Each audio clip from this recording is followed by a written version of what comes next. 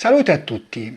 Riprendiamo l'ultimo argomento del video scorso, cercando di puntualizzarlo meglio perché è importante. Alla fine poi di queste precisazioni farò una mia ipotesi, con la quale chi mi ascolta potrà confrontarsi.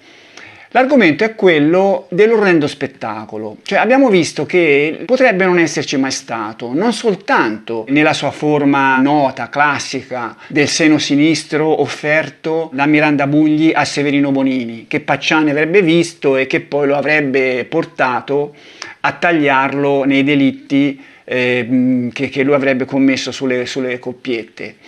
Ma questo orrendo spettacolo potrebbe non essersi mai verificato neppure nella forma più ampia, cioè quella di un congiungimento carnale nel quale l'offerta del seno sinistro sarebbe stata soltanto una parte, perché ci fu la testimonianza di una donna, la Scarpelli, diciamo, non mi ricordo il nome, Bruna Scarpelli, che avrebbe visto l'aggressione non all'interno del fogliame dove ci sarebbe stato questo congiungimento carnale, ma su un sentiero. Per cui il modo in cui l'aveva raccontato Pacciani potrebbe non essere corretto. Ecco, la Scarpelli venne sentita in sede processuale a casa sua perché abbiamo visto era partoriente. In quella sede la donna non confermò questo racconto, che era stato raccolto da dei suoi vicini, da dei contadini e portato avanti dai parenti del morto. Probabilmente questa Scarpelli non volle confermarlo per non inimicarsi i familiari dei due imputati, sia della Bugli che di Pacciani. Approfondiamo questo argomento andando a leggere l'articolo uscito sulla rivista Crimen il 3 febbraio del 52, è appena dopo la fine del processo, proprio pochi giorni dopo. Ecco, ne abbiamo già parlato, leggiamone ampi passi che danno un'idea di questo argomento così come venne affrontato al processo. Teniamo conto che su questo articolo il PM viene chiamato in alcuni momenti procuratore generale, in altri pubblico ministero. Comunque leggiamo, il dottor Sica, procuratore generale, aveva contestato ai due coimputati la premeditazione del delitto a scopo di rapina. E tale tesi ha sostenuto pienamente la parte civile per bocca degli avvocati Castelfranco e Fanfani. La difesa, impersonata dagli avvocati Dante Ricci e Marzotti per il Pacciani e dall'avvocato D'Alessandro per la Bugli, ha mirato invece a mantenere i fatti nell'ambito umano e passionale. Fin dalla seconda udienza, il confronto fra i due ex fidanzati ha assunto toni di alta drammaticità. Il Pacciani ha giurato che lei gli urlò "ammazzalo" e che questo lo incitò maggiormente ad infierire sul rivale, trascurando la traditrice, negando con pari vigore di aver preteso dalla ragazza, appena consumato il delitto, null'altro che il di lei silenzio. Miranda, fredda e decisa, ha ripetuto la sua versione e la sua accusa, senza cedere di una virgola. Ecco, qual era la versione di Miranda Bugli? La versione di Miranda Bugli era che dopo che Pacciani aveva ucciso il rivale, cosa che lei non pensava, cioè lei si era lamentata di essere stata aggredita, ma non pensava che Pacciani sarebbe giunto a ucciderlo. Poi lei sarebbe scappata, Pacciani, secondo la versione della ragazza, l'avrebbe rincorsa e poi avrebbe preteso da lei un rapporto sessuale. Pacciani invece diceva un'altra cosa, che lei semplicemente aveva preteso il silenzio. Poi, dopo la sfilata senza rilievo dei testi d'accusa e di difesa, solo tre mamme, la mamma della vittima che ha chiesto fosse fatta giustizia e le mamme del Pacciani e della Bugli che hanno invocato la pietà dei giudici, hanno detto qualcosa che per motivi diversi poteva diventare determinante, si è profilata in aula la testimonianza a sensazione, capace di dare un indirizzo nuovo a tutto il processo. Diciamo profilata perché in effetti era una testimonianza di seconda mano, per l'assenza materiale del test. Il test era proprio Bruna Scarpelli, che venne interrogata nel suo letto, che aveva appena partorito, la vediamo qui. Dicevano i parenti del Bonini e taluni compaesani che la Bruna era stata niente meno la testimone oculare del delitto, Quel giorno, trovandosi nel bosco e avendo udito un grido di donna, si era voltata in giù verso il bosco, dove avrebbe visto una donna e un uomo in piedi. Poi un altro uomo sarebbe uscito dalla macchia rotolandosi in terra col compagno della donna. Infine avrebbe scorto un terzo uomo in fuga per il letto di un torrente. Questo terzo uomo che sarebbe sempre stato il Pacciani. Da ciò l'interesse enorme che la sua testimonianza avrebbe avuto per il processo. Nella stanza da letto in cui i mobili Novecento si trovavano a disagio fra l'impiantito di mattoni e il basso soffitto a travicelli, Bruna Scarpelli, davanti agli imputati, ai giudici, agli avvocati, ai giornalisti, ha fatto crollare tutto l'interesse montato intorno alla sua testimonianza da coloro che ne avevano ricevuto le confidenze. Ha detto semplicemente: ero a far legna, sentii un grido di donna e guardando nella direzione del grido vidi un uomo e una donna che camminavano vicini. I due si internarono poi nella macchia e non li scorsi più. Punto e basta. I confronti aspri e drammatici fra la donna e gli altri testi, coloro cioè che avrebbero avuto dalla Scarpelli ben alta descrizione della scena da lei veduta l'11 aprile del 51 nel bosco della Tassinaia, non sono serviti a far cambiare di una linea la versione della Bruna. La cosa è finita lì e non è rimasto che lasciare madre e neonato alle loro faccende. Però in questa deposizione esterna della donna non convinse per nulla il PM, il dottor Sica, che in questo caso viene chiamato pubblico ministero. Sentiamo perché. Il pubblico ministero, dottor Sica, ha condotto sul filo logico e serrato di una requisitoria magistrale la sua tesi dell'omicidio premeditato e della rapina. Che cosa portò, si è chiesto il dottor Sica, Pietro Pacciani e Miranda Bugli a incontrarsi nel tragico bosco proprio in quel giorno e in quell'ora insieme al Bonini, se non un accordo minuziosamente studiato? Cioè, secondo il pubblico ministero, i due erano d'accordo di trovarsi in quel punto lì. L'incontro non può essere stato casuale, come il Pacciani ha voluto far credere, nonostante la grave ammissione sfuggitagli di un vago appuntamento corso per un giorno non precisato. Il Pacciani, per raggiungere la Tassinaia, quel giorno prese la strada più lunga, evidentemente per evitare il più possibile di far sapere a chi avesse incontrato per via la sua vera meta, per cui Pacciani arrivò lì facendo una strada più lunga del solito, quasi come a nascondersi, insomma. Arrivò sul posto a mezzogiorno e attese per ben 3 ore.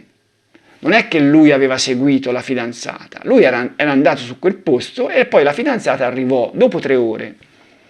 Che cosa attendeva?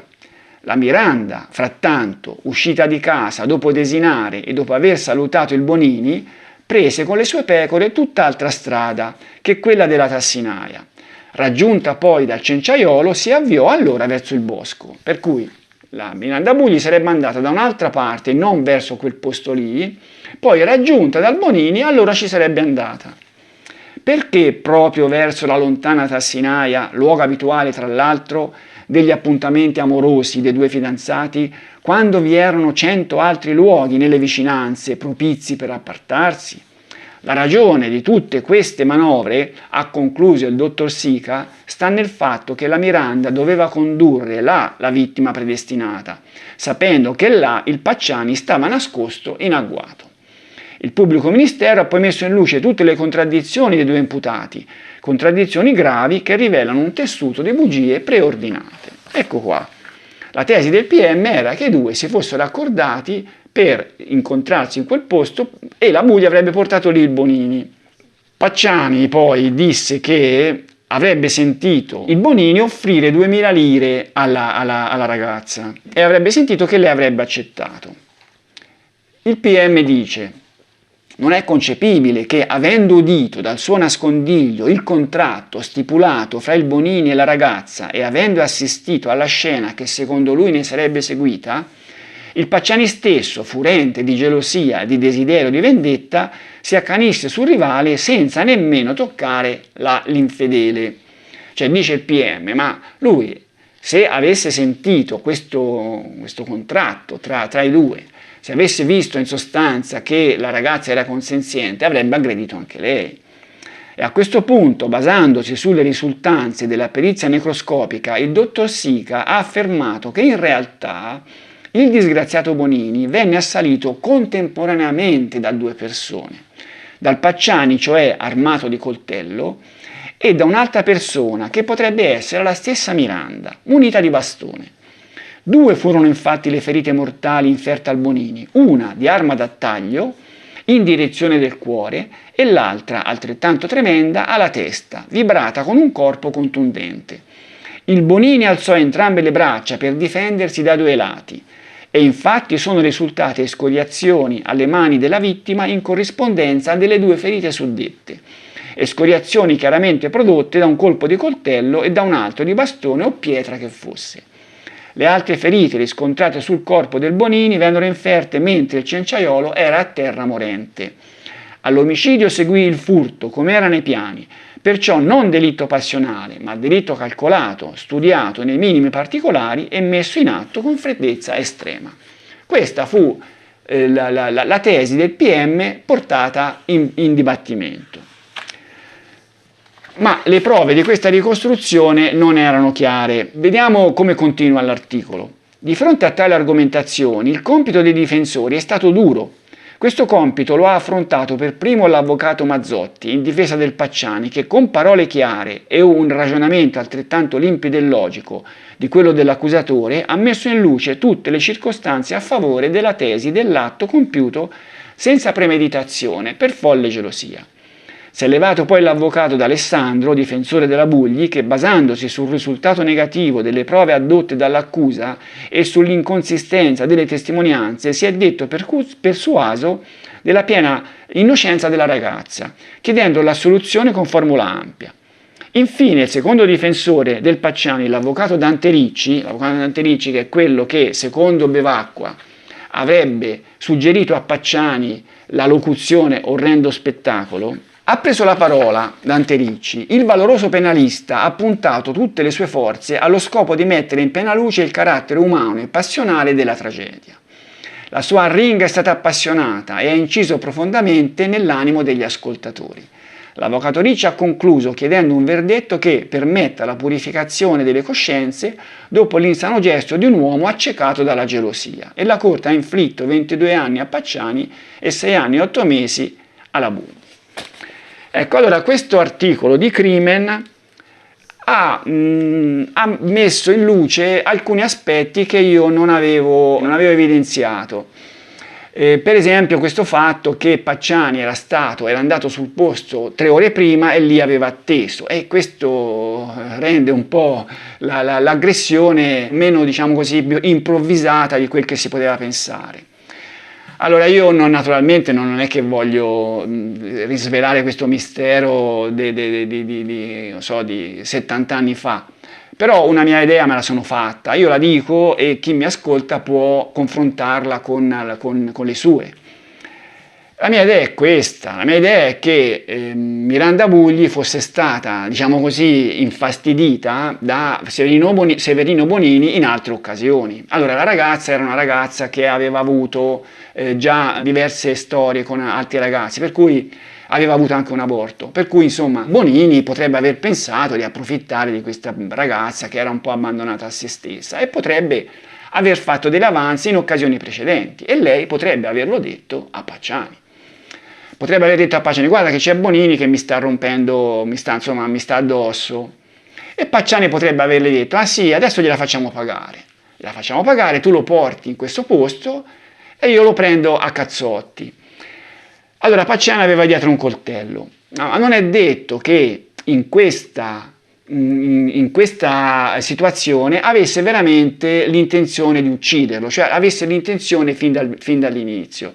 Ma questa situazione di averlo poi ucciso si fosse poi manifestata al momento, durante la colluttazione. Questa è un'ipotesi che Pacciani anni dopo avrebbe presentato. Vediamo come la descrisse in un suo memoriale lui.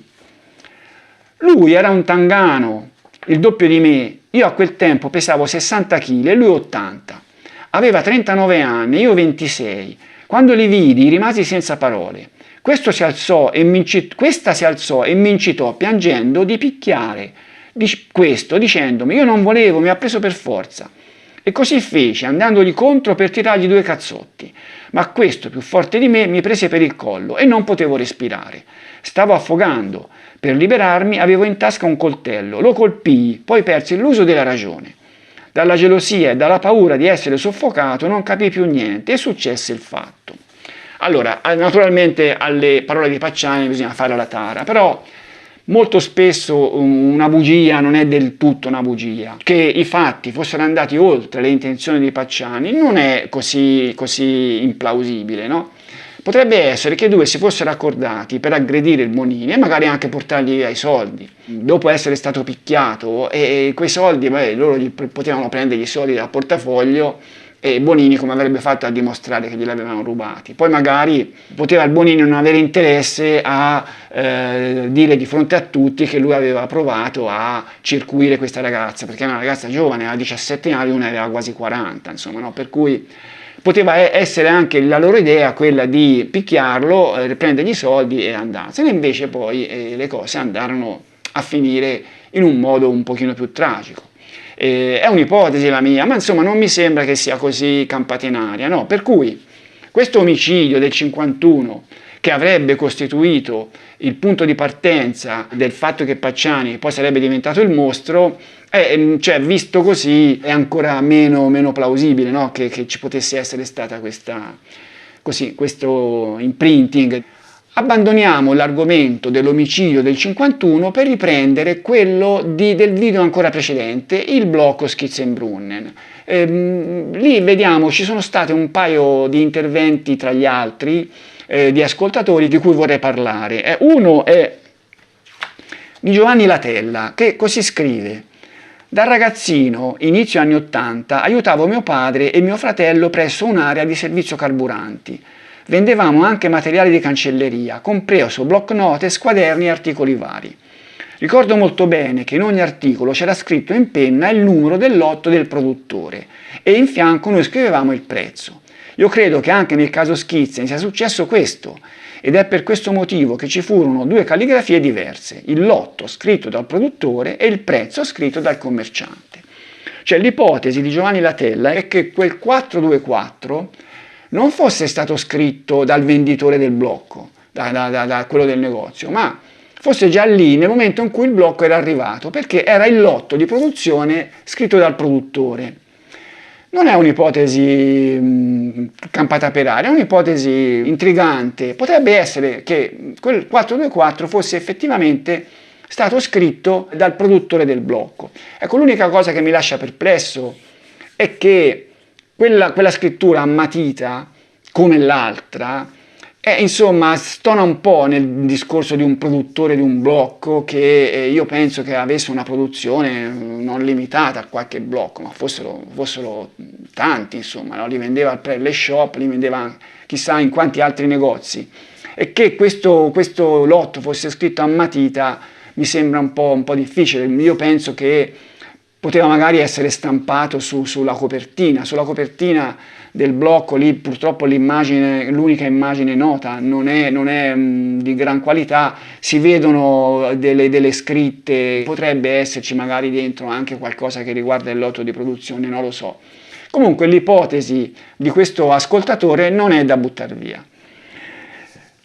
Invece vediamo un altro, Giulio Cantini, che mi ha fatto un po' le pulci sul mio ragionamento relativo al calcolo della probabilità che avrebbe portato il blocco Schizzenbrunnen dall'acquisto di Horst Meyer al Preller Shop fino al sequestro in casa Pacciani.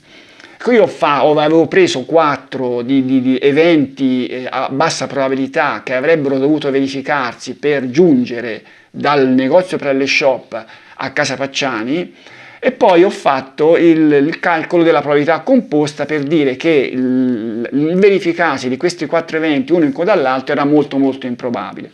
Ecco, il mio calcolo è stato contestato da questo ascoltatore in base a delle regole di calcolo delle probabilità che io non ho tenuto conto, delle quali non ho tenuto conto. Non è che ne sappia moltissimo del calcolo delle probabilità, ho un'infarinatura, non mi ricordo nemmeno se è nata al liceo o è nata in università. Io ho fatto un esame simulazione, dove credo che ci fossero di mezzo anche le regole del calcolo delle probabilità. Non mi ricordo nemmeno bene, sono passati 50 anni e più.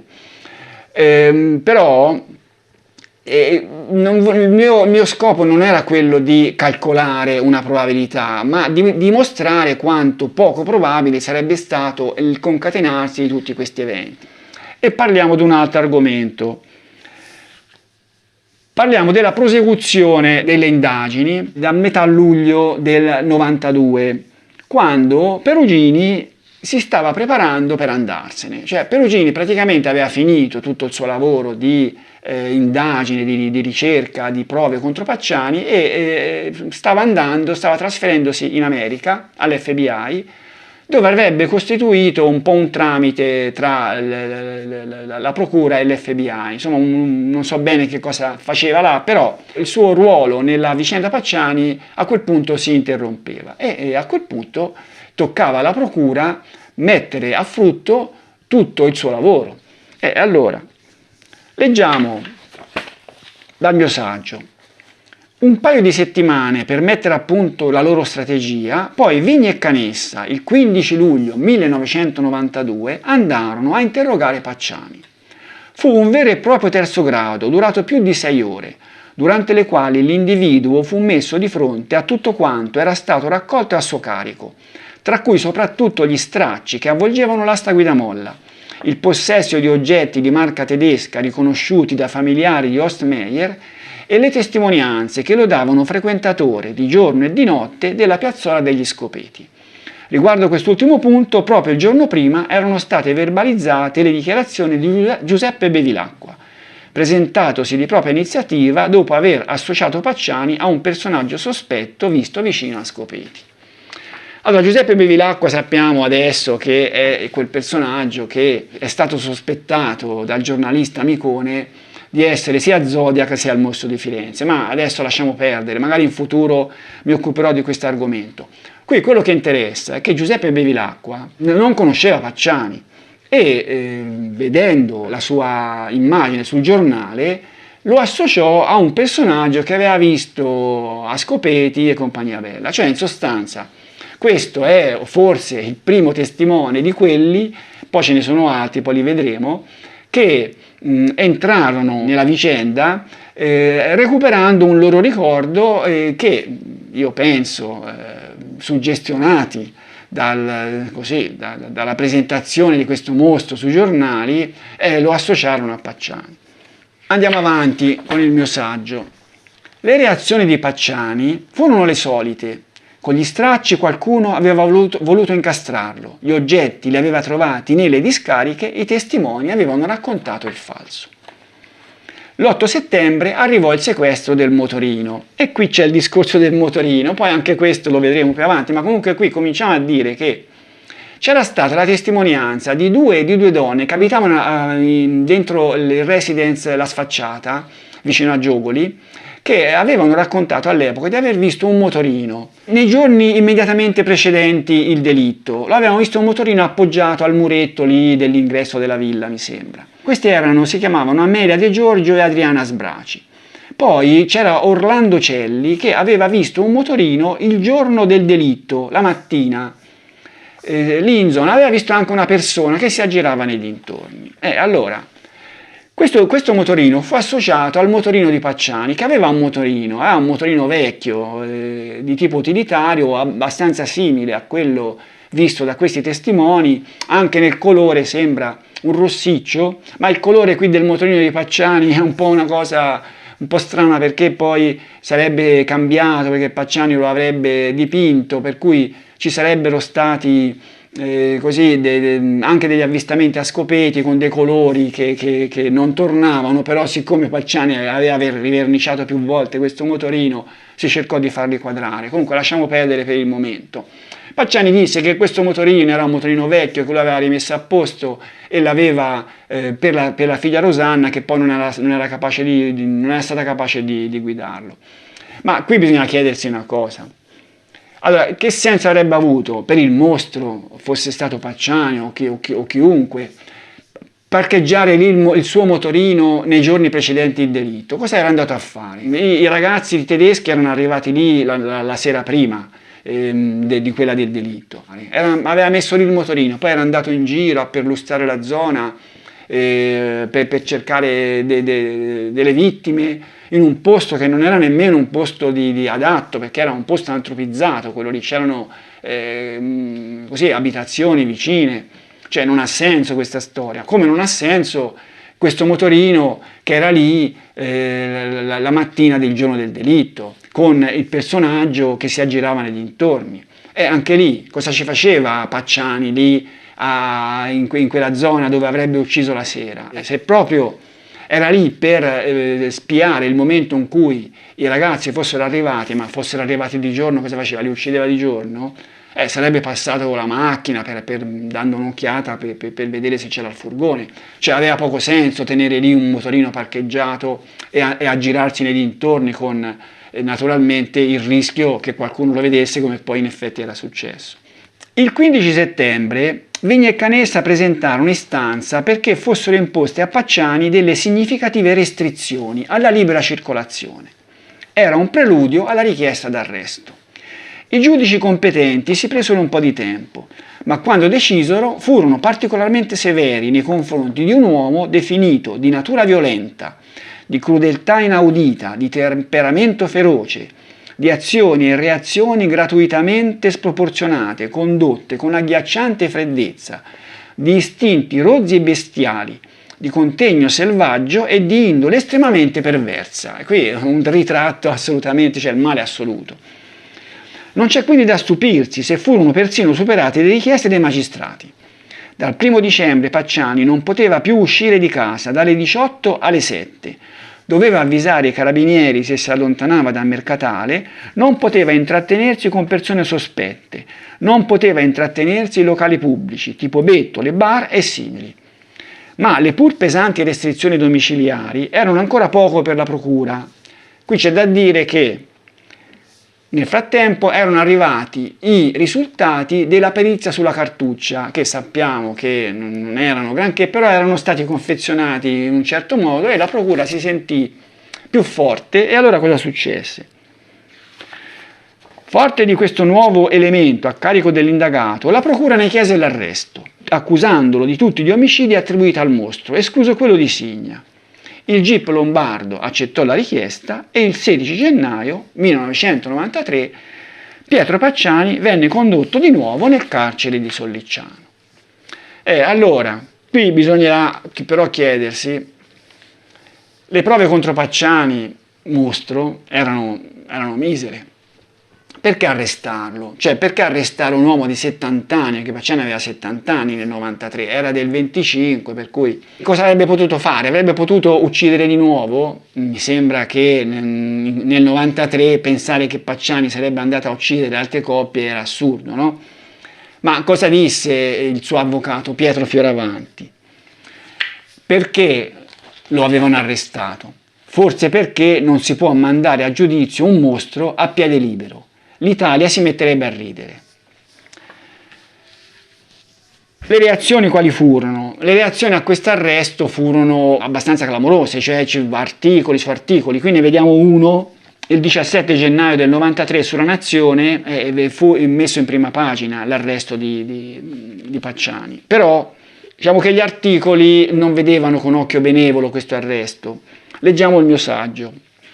Furono in molti a storcere il naso di fronte alla clamorosa notizia, anzi quasi tutti, per primi i fiorentini, che si aspettavano un mostro più nobile, e più ancora di loro i parenti delle vittime, che invece si aspettavano un mostro più credibile.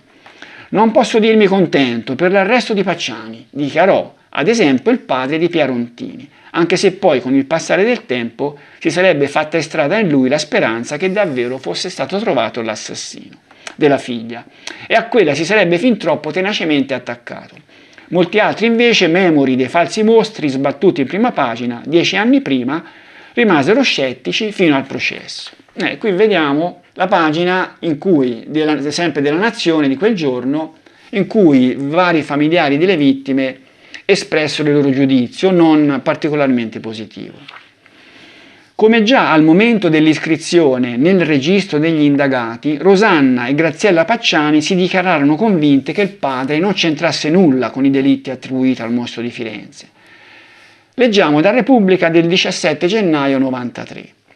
Per quello che ha fatto a me e mia sorella ha già pagato. Il resto sono tutte invenzioni di voi giornalisti. Rosanna Pacciani, 28 anni, è affacciata alla finestra del suo appartamento in Piazza del Popolo, una palazzina gialla a pochi metri da via Sonnino, dove vive suo padre. Pietro Pacciani è rinchiuso nel carcere di Sollicciano da qualche ora con l'accusa di essere il mostro. Ne ha fatte tante, ma questa no, insiste Rosanna, lui non è quello che dite voi.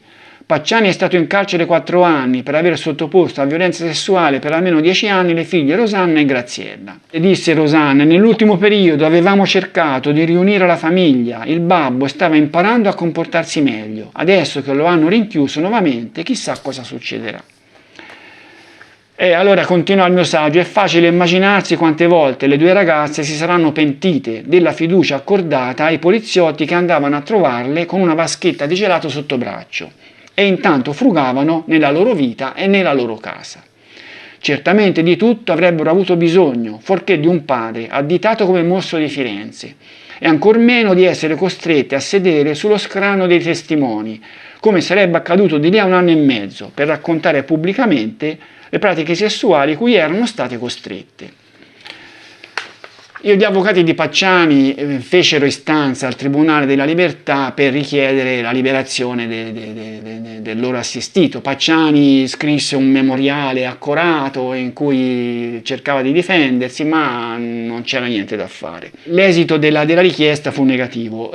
Subentrò poi un altro avvocato al posto di Renzo Ventura. In quel momento c'era Renzo Ventura e Pietro Fioravanti, evidentemente per i risultati negativi, l'arresto e il primo rifiuto del Tribunale della Libertà, Pacciani decise di sostituire Ventura e chiamò Bevacqua. Ecco, Bevacqua ripeté la richiesta di scarcerazione in Cassazione, ma anche lì non ebbe risultati. Leggiamo cosa scrisse nel suo libro Diario di una difesa, questo libro qua che ho presentato anche altre volte. Con Pietro Fioravanti le tentai tutte, il fatto era oggetto quotidiano di considerazioni su ogni organo di informazione. Nessuno osava contraddire l'impostazione della Procura di Firenze, al cui vertice militava un magistrato assai noto per preparazione giuridica e forte personalità, protesa comunque a prevalere. Partita impari, un apparato investigativo che spaziava con grandissimi mezzi a tutto campo, con esame di tante persone più o meno conosciute dal Pacciani, le cui dichiarazioni chiaramente compiacenti si calavano come lapilli sui trascorsi di quell'uomo, vituperato e inviso ormai ai più per quelle violenze domestiche. Un'opinione pubblica sempre più avversa che non garantiva alcuna serenità su un giudizio tanto delicato e difficile, non certo per la presenza di prove. E qui continua il mio saggio. In effetti, anche parte dell'opinione pubblica stava cadendo nella trappola di prove inconsistenti, presentate come se fossero decisive. Con solo la speranza di fare il proprio dovere di avvocato, Rosario Bevacqua continuò a lottare e l'11 gennaio 1994 presentò un'istanza in Cassazione per lo spostamento del processo in altra città, ritenendo l'ambiente di Firenze avverso in modo pregiudiziale al proprio assistito. A giorni era programmata l'udienza preliminare, nella quale il GUP avrebbe dovuto decidere sull'eventuale rinvio a giudizio e quindi sulla data della prima udienza del dibattimento. La logica avrebbe dovuto suggerire uno spostamento in attesa del responso della Cassazione. Ma la sorte dell'uomo era segnata, scrive ancora Bevacqua, e il 15 gennaio il GUP rinviò a giudizio Pacciani. contestandogli tutti e 8 i duplici omicidi. Ecco, gli contestò anche l'omicidio del 68 tramite l'aggancio di Miranda Bugni. Poi da lì diciamo, passò del tempo, si arrivò poi al processo ad aprile del 94 e al processo poi, del processo parleremo nel prossimo video. Però intanto, per concludere questo, diamo un po' un'occhiata a quella che era la situazione del processo accusatorio di quegli anni. In quegli anni era da poco cambiato il codice penale, passando dal rito inquisitorio al rito accusatorio. Bevacqua aveva tutte le ragioni per considerare impari la partita con la procura. Al di là del carisma di Piero Luigi Vigna, un magistrato cui difficilmente qualcuno riusciva a dire di no, il nuovo codice di procedura penale, entrato in vigore il 24 ottobre 1989, nonostante i buoni propositi, non aveva affatto parificato i diritti di accusa e difesa, mantenendo una notevole sproporzione in favore della prima. Il vecchio codice Rocco risaliva al 1930 e aveva un'impostazione inquisitoria conforme alla cultura fascista dalla quale era nato. Secondo quelle regole, il procedimento giudiziario ruotava attorno a un'istruttoria scritta, risultato delle indagini del giudice istruttore, al quale spettava anche la decisione finale di rinvio a giudizio e quindi il relativo dibattimento oppure di archiviazione. Tali indagini erano sostanzialmente ignorate dalla difesa, che quindi non aveva modo di contrastarle svolgendone di proprie. Cioè c'era questa istruttoria nel codice precedente, condotta dal giudice istruttore, per esempio Rotella, ne abbiamo parlato nel caso di Rotella, dove la difesa non poteva praticamente intervenire, cioè la difesa si trovava al momento del processo con davanti 5-6 giorni di dibattimento, con un'istruttoria granitica che era difficile smontare, per cui quasi sempre il processo finiva per ratificare i risultati dell'istruttore. Tuttavia, a partire dal 1955, il Parlamento repubblicano era via via intervenuto per aggiustare la procedura in favore del diritto alla difesa, raggiungendo infine un compromesso che da qualcuno veniva definito con sarcasmo garantismo inquisitorio, ma che molti consideravano in modo positivo, riconoscendogli il merito di aver retto 30 anni di giustizia in Italia.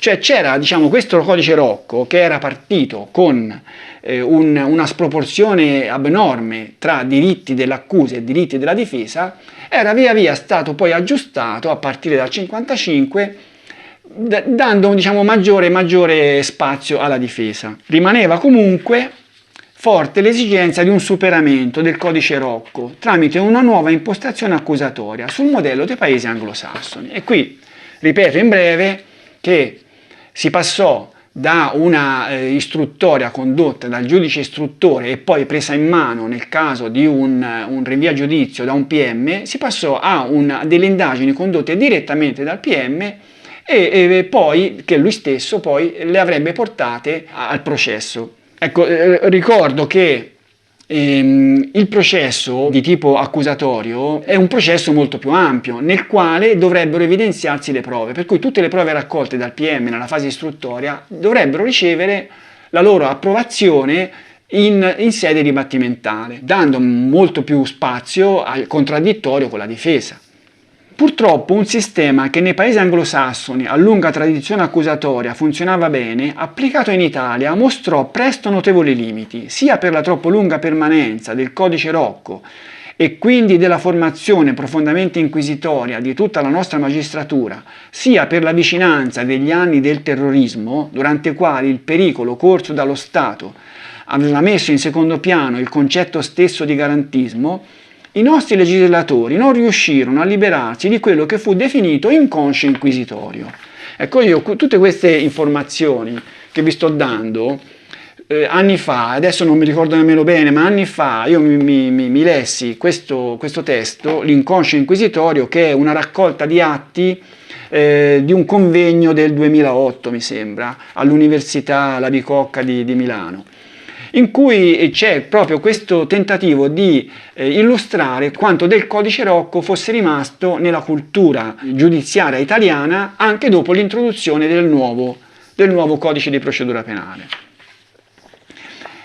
È bene precisare che chi scrive, cioè io, non ha certamente la pretesa di entrare nel difficile dibattito sulla giustizia, sempre aperto e sempre delicato, ma soltanto evidenziare le conseguenze negative che l'introduzione del nuovo codice di procedura penale ebbe sul processo Pacciani, a sfavore del quale giocò soprattutto la fase di rodaggio in cui si trovava lo strumento. Negli anni successivi, infatti, numerosi sono stati gli aggiustamenti anche in favore del diritto alla difesa, ma qui si tratterà soltanto della situazione storica dei primi anni 90, coniugando per questo i verbi al passato. Ecco, un altro testo che io ho consultato è questo, bellissimo, di Agostino Viviani, Il nuovo codice di procedura penale, una riforma tradita. Questo libro venne scritto proprio nel momento in cui stava entrando in vigore il nuovo codice di procedura penale. Agostino Viviani, che tra l'altro è nonno di Elly Schlein, la nuova segretaria del Partito Democratico, faceva l'avvocato, poi diventò politico, un personaggio di grandissima caratura. Ecco, vide subito nel nuovo codice di procedura penale dei grandissimi pericoli, scrisse questo libro e presentò proprio tutti questi pericoli. Praticamente inizia così il libro. Il nuovo codice di procedura penale è emanato. Entrerà in vigore un anno dopo la pubblicazione nella Gazzetta Ufficiale 24 ottobre 88 e quindi il 24 ottobre 89. Nonostante ciò non possiamo tacere che il nuovo codice stravolge i principi costituzionali, offende elementari diritti della persona, offre facile esca all'errore giudiziario, purtroppo già presente in modo consistente nella prassi giudiziaria. Questo era il giudizio e poi qui il libro prosegue cercando di individuare tutti gli elementi che portano verso questo scenario, quello che lui avverte all'inizio. E qui continua il mio saggio. Secondo il nuovo codice, come già accadeva con il precedente per il giudice istruttore, allo scopo di giungere a una ponderata richiesta di archiviazione o di rinvio a giudizio, durante le indagini preliminari anche il pubblico ministero avrebbe dovuto preoccuparsi di ricercare le prove a discarico dell'indagato, non soltanto quelle a carico. Ma sfugge come si fosse potuto immaginare che il futuro accusatore, nell'eventuale processo, potesse preoccuparsi di nient'altro che trovare prove a carico, quelle che lui stesso avrebbe poi utilizzato nel contraddittorio, con gli avvocati difensori. Bisogna pensare qui, cioè mettiamoci nell'ipotesi nello scenario di Pacciani, no? Cioè qui la procura si era fatta in quattro per trovare quel poco che era riuscita a trovare di prove contro Pacciani. Ora, come si può pensare che avesse indagato anche per trovarne a discarico? Cioè aveva fatto di tutto per trovare le prove a carico di Pacciani. Diversa era la posizione del giudice istruttore del codice Rocco, cioè addirittura era peggiorativa questa cosa, il quale alla fine delle proprie indagini usciva di scena e quindi aveva meno interesse personale a lavorare soltanto in chiave colpevolista.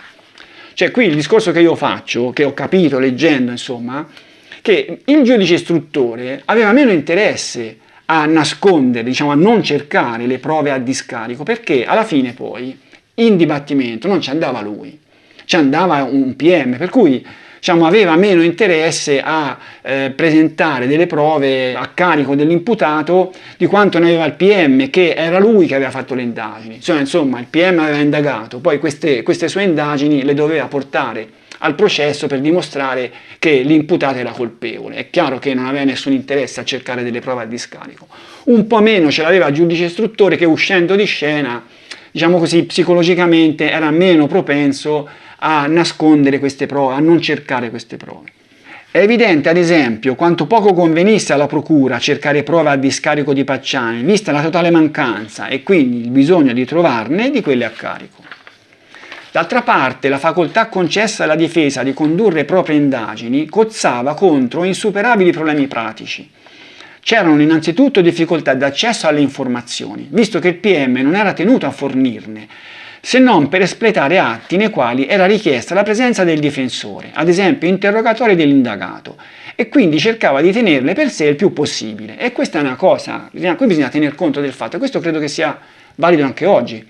Cioè, quando vengono condotte le indagini preliminari, non è che il PM è tenuto a presentare i risultati di queste indagini alla difesa, lo deve fare soltanto nel momento in cui ci sono degli atti in cui deve essere presente la difesa, per esempio l'interrogatorio dell'imputato. Per cui se magari l'interrogatorio dell'imputato viene dilazionato per chissà quanto tempo, il PM ha tutta la possibilità di fare le sue indagini senza informare la difesa e senza dare modo all'indagato di fare lui stesso le indagini per difendersi dalle accuse che poi gli farà il PM.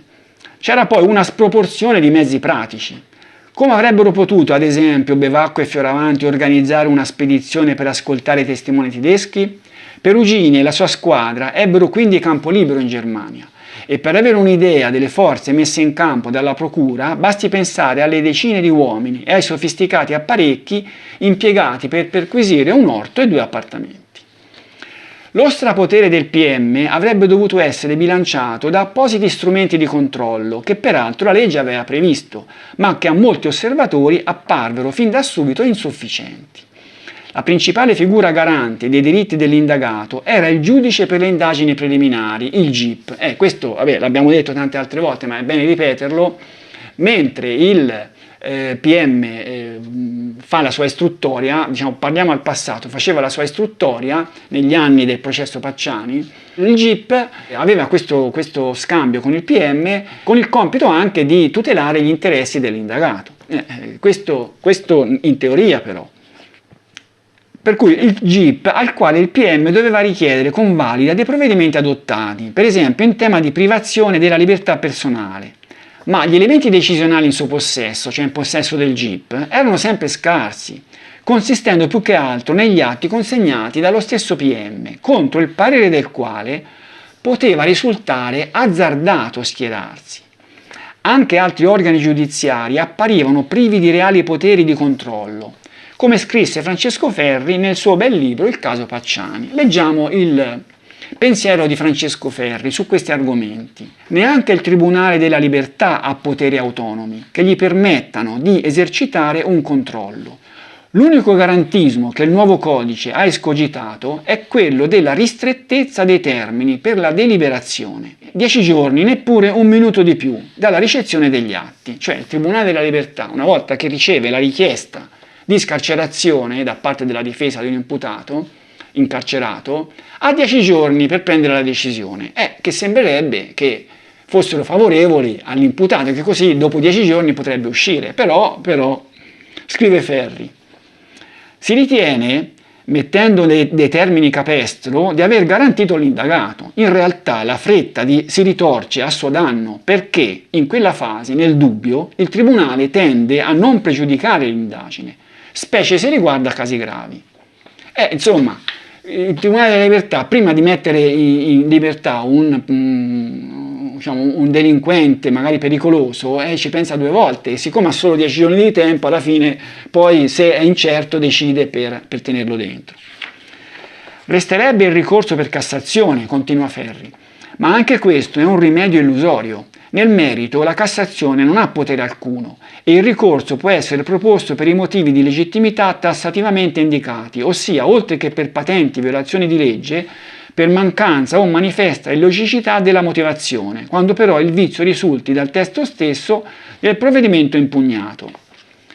Adesso lasciamo perdere queste cose, comunque dice Ferri, si tratta di vizi rari e quindi altrettanto rari sono gli annullamenti in materia di libertà. Chi, senza poter conoscere gli atti processuali e se non ricorrono illegittimità clamorose, si sentirebbe di rimettere in libertà un indagato per gravissimi reati?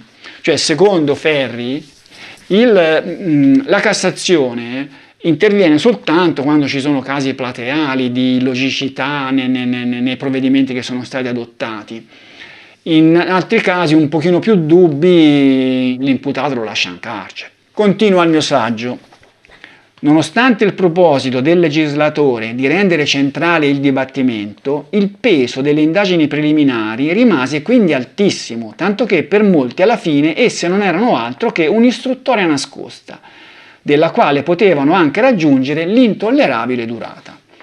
Questa avrebbe dovuto contenersi entro un limite di 6 mesi a decorrere dall'iscrizione dell'indagato nell'apposito registro, se necessario rinnovabile più volte, previa approvazione del GIP, fino a un massimo di 18 mesi, ma per reati particolarmente gravi si poteva arrivare a 2 anni e in certi casi anche superarli. Io non ho mai capito quando finiscono queste indagini preliminari. Se poi si aggiungono gli espedienti con i quali poteva essere dilazionato il momento dell'iscrizione al registro, non era difficile dilatare ulteriormente i tempi. Nel caso Pacciani, in pratica, le indagini sul suo coinvolgimento nella vicenda del Mostro di Firenze partirono almeno nell'autunno del 1989, con le visite alle figlie e alla moglie, mentre l'inizio formale è dell'ottobre 91, con un ritardo di ben 2 anni non conteggiato nel computo finale. La richiesta di rinvio a giudizio risale invece a gennaio 1994, quindi con una durata ufficiale delle indagini preliminari di 2 anni e 3 mesi, i quali, sommati ai precedenti, portano la lunghezza totale a superare i 4 anni. E non è da credere che dopo il rinvio a giudizio le indagini si fossero fermate, poiché la legge impediva soltanto l'esecuzione degli atti per i quali si rendeva necessaria la presenza dell'imputato o del suo difensore. Quindi, ad esempio, Pacciani non poteva più essere interrogato, ma niente impediva di cercare e ascoltare nuovi testimoni da portare in aula, come accadde, ad esempio, nel caso di Edoardo Iacovacci, un agente della Digos che aveva visto una persona somigliante a Pacciani sotto Scopeti, il cui racconto fu verbalizzato il 10 febbraio 1994, un mese dopo il provvedimento di rinvio a giudizio.